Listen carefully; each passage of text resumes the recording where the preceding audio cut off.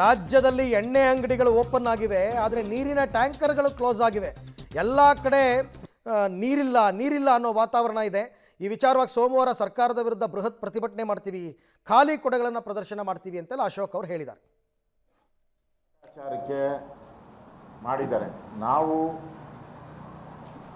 Covid ಸಂದರ್ಭದಲ್ಲಿ ಜೀವನದ ಪ್ರಶ್ನೆ ಅದು ಅಷ್ಟೇ. ಇದು ಪ್ರಮುಖವಾದಂಥ ವಿಚಾರ. ನೀರನ್ನು ಕೂಡ ಅಷ್ಟೇ ಪ್ರಮುಖವಾದಂಥ ವಿಚಾರ. ಈ ಮಾರ್ಗಸೂಚಿ ಹೊರಡ್ಸೋಕ್ಕೆ ಮುಂಚೆ ನೀವೆಲ್ಲಿ ತಪ್ಪು ಮಾಡಿದ್ದೀರಾ ಅಂತ ಯೋಚನೆ ಮಾಡಬೇಕು.